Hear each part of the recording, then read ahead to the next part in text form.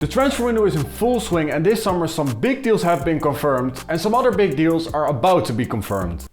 I'm so over this Frenkie de Jong deal. When will this deal finally be confirmed? But even without the Frenkie de Jong deal, the Premier League has been spending money like there's no tomorrow. So far, 6 out of the top 10 biggest transfers this summer have all come from the Premier League. And that's why we're going to look at the 10 biggest Premier League transfers this summer and we're going to rate them. So without further ado, let's get right into the video. In number 10, we have Diego Carlos, who transferred from Sevilla to Aston Villa for £29 million.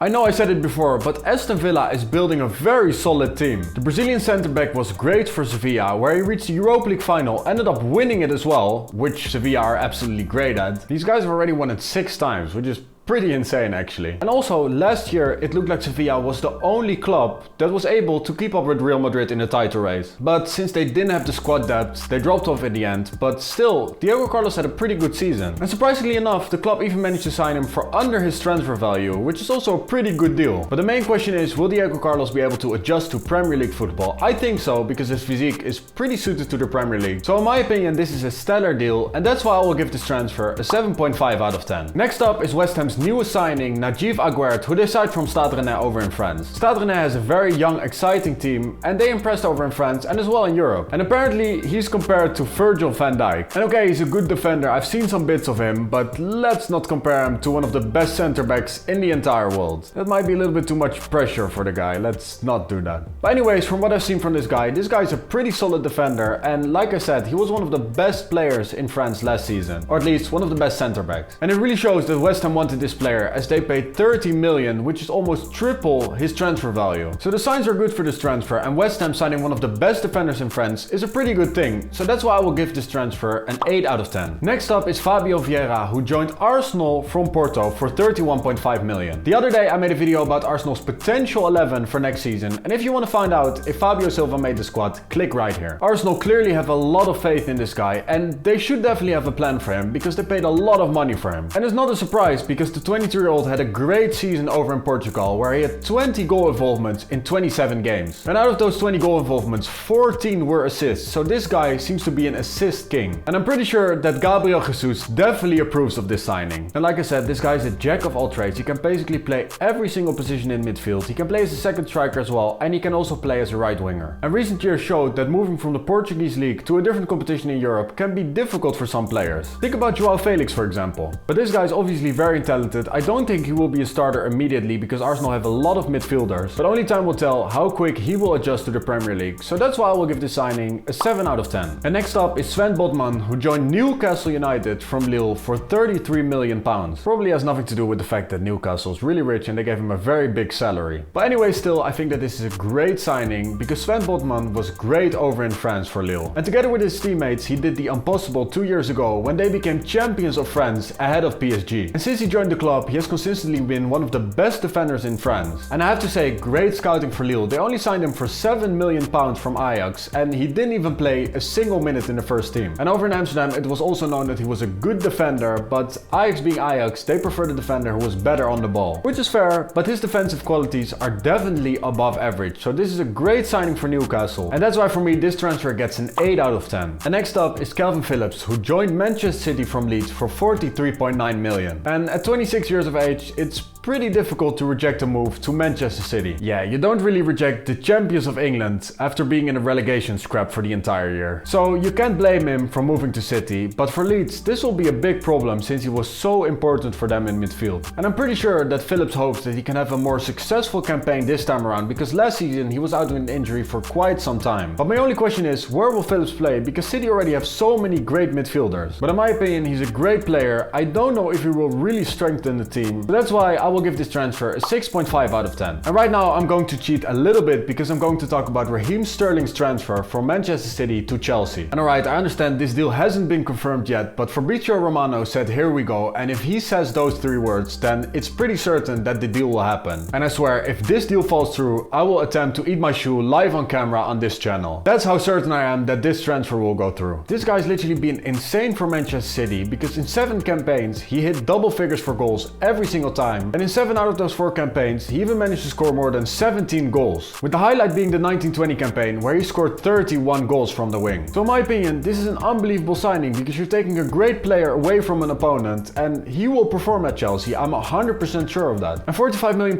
definitely isn't expensive for one of the best players out of the Premier League who's only 27 years old. So well done to Chelsea, this transfer gets a 10 out of 10 for me. And next up is another player who left Manchester City, but this time for Arsenal because Gabriel Jesus signed for the club for £45 million. And okay, it's great for Manchester City that they got 45 million for this player, but they definitely lose one of the best backup strikers in the Premier League. And that's why I'm happy that he moved to Arsenal, because this guy is way too good to be a backup striker. And at Arsenal, he will be the main man, and I'm pretty sure that he will score a lot of goals. And in my last video, I said that I back him to score more than 17 goals in the next Premier League season. And if he fails, I will attempt to eat my other shoe live on camera. There's no way that I'm doing that. And obviously, he didn't play a lot of minutes last season, and he still managed to score 25 times in 41 games for the club. And if you ask me, Arsenal are in for a treat, so this transfer gets a 9 out of 10 for me. And believe me, I'm not only giving good grades, because this next transfer gets a 5 out of 10 for me, and I'm talking about Richarlison to Spurs. And I wonder, am I the only one who thinks that this is way too much for what Richarlison actually does on the pitch? I know that he was good for Everton and that he played a big part in keeping them up last season. And this guy scored 10 in 30 games in a struggling Everton side. But still, this guy only scored 53 goals in 153 games for Everton. Am I the only one who thinks that's not good enough? And this is not the first time that he finesses a big transfer, because after scoring only 5 goals for Watford, Everton signed him for £35 million. And okay, he's a talented player, but he's not worth this type of money. And sure, he can prove me wrong, but I don't think that he's worth it. 5 out of 10 for Richarlison. And next up is Haaland to Manchester City from Borussia Dortmund for £54 million. And this fee would have been way higher if he didn't have that release clause, because he is absolutely unbelievable. And what an absolute steal for Manchester City this is, because his transfer value is well over £135 million. And props to Manchester City, because they arguably signed the best young goal scorer for way under his transfer value. We will obviously have to see how he fits into Pep Guardiola's squad, but the thought of Haaland in that team is pretty scary actually. I'm not giving this deal a 10 out of 10 because last summer Guardiola wanted Harry Kane, who is pretty different in comparison to Haaland. Because Kane can also be a playmaker, while Erling Haaland is a pure goal machine. So I want to see how Pep Guardiola will deal with that, but it's pretty certain that Haaland will score a lot of goals. So that's why this deal will get a 9 out of 10 for me. And the next player is the most expensive Premier League transfer this summer. So I'm obviously talking about Darwin Nuñez to Liverpool from Benfica for £67.5 million.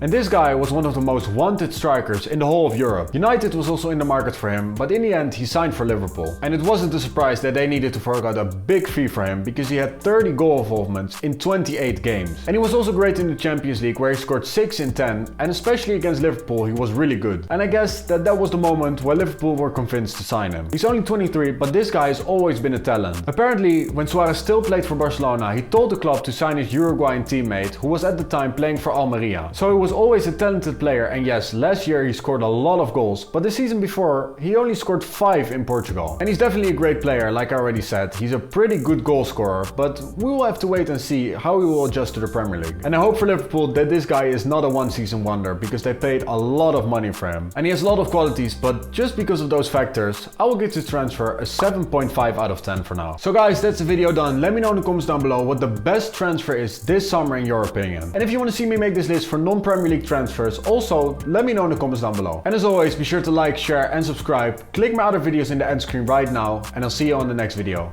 Peace.